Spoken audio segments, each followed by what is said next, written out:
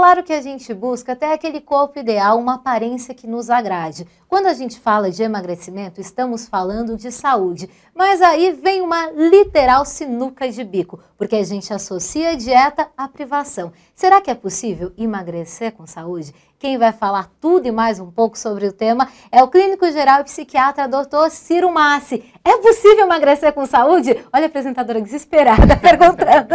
Na verdade é assim. Olha, assim, a gente tem que ter alguns dados presentes. O primeiro dado é o seguinte: de cada 100 pessoas que procuram mudar suas vidas, que querem mais qualidade de vida, 60 tem como porta de entrada, a primeira queixa é: eu preciso perder meu peso corporal. Então essas pessoas, na verdade, têm essa queixa inicial, mas o que elas desejam é modificar toda a sua vida, alcançar um estado muito maior, muito mais amplo de saúde, qualidade de vida, equilíbrio, né? Então, assim, a questão não se resume a perder peso. Em primeiro lugar, porque a gente não quer perder peso. O que a gente precisa perder é gordura acumulada, excesso de gordura. Nem sempre você consegue descobrir essa gordura se não for com equipamento. Então, nem sempre o índice de massa corporal, que é bem conhecido, por exemplo, ele é fidedigno. Às vezes você precisa usar equipamentos para saber o quanto tem de gordura a mais a ser eliminada. Muitas vezes também o indivíduo tem que ganhar massa muscular, então ele perde gordura e ganha massa muscular. A gente está falando já de que cada caso é um caso. A gente não pode achar que o que foi bom para uma pessoa é bom para mim também.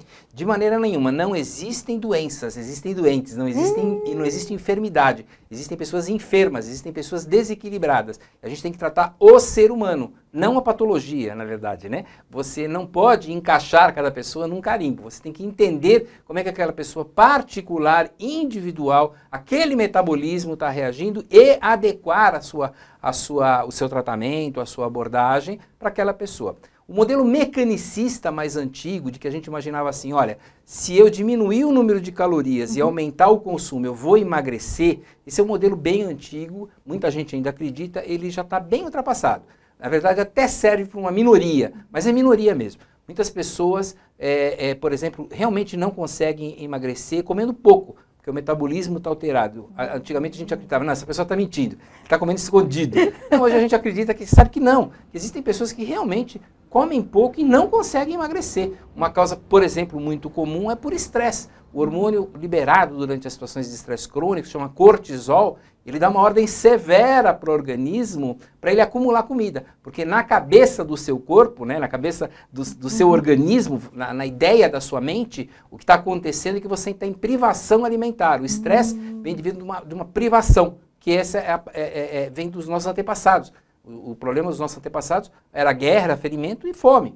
Então, na verdade, quando você está num estresse crônico, para o seu organismo, ou você está com risco de ser ferido, ou já foi ferido, ou está em risco de privação alimentar. E se fizer uma dieta severa, o que vai acontecer? Num primeiro momento, perde o peso corporal, para num segundo momento, seu corpo falar, olha, tá vendo, eu estava certo. Esse indivíduo está em privação alimentar, está em escassez alimentar, eu vou estocar o que eu puder. E na primeira oportunidade começa a estocar gordura. Eu estou dando só um exemplo de como uma coisa tem que ser absurdamente individualizada. Como ela não pode ser genérica. Como você tem que analisar fatores emocionais, você tem que analisar fatores bioquímicos, biológicos. Você tem, por exemplo, outro fenômeno que é a fome oculta, que é a dificuldade ou a falta de micronutrientes que estão chegando para a célula. Então a pessoa acaba comendo muito mais para que um pouco de nutriente chegue. Você tem casos de intolerância alimentar a certos grupos de alimento. Não é como a alergia que percebe imediatamente, mas a intolerância dá sintomas tardios, como por exemplo insônia, cansaço, olheira excessiva. É muito comum na intolerância alimentar, que também dificulta o emagrecimento. A flora intestinal, a quantidade, o tipo de bactérias que está no nosso intestino também influencia o nosso peso corporal, o nosso controle do peso corporal. Em síntese, pensar em peso corporal significa abrir o caminho para um novo equilíbrio, para a qualidade de vida, significa eliminar a gordura e significa que deve ter sempre uma abordagem individualizada, global, totalizante, para que você possa realmente alcançar todos os seus objetivos. Não é apenas emagrecer para ir na festa, mas é ganhar mais saúde, qualidade de vida e longevidade. Ou seja, o emagrecimento ele vem como consequência de uma mudança de hábitos, de reencontrar a qualidade de vida. Daí vai ser até mais fácil que a gente imagina. vai ser consequência disso sim, principalmente quando você descobre o que está por trás. Nós não podemos nos contentar em quebrar a ponta do iceberg. Não tem que ir no efeito, tem que ir na causa. Tem que ir na causa, né? Muitas vezes o peso corporal, ele é apenas um efeito aparente de alguma coisa mais profunda. Buscar essa coisa mais profunda é a cerne de um médico que tenta descobrir, olhar o seu paciente como um todo e descobrir o melhor tratamento para aquela pessoa em particular. Ou seja, tem solução. Tudo vai começar com a investigação e com orientação. Nessa hora a gente tem que ser muito responsável. Não dá para se deslumbrar com uma dieta da moda, achando que vai ser a solução para os nossos problemas, porque muitas vezes gera outros problemas. Sem dúvida.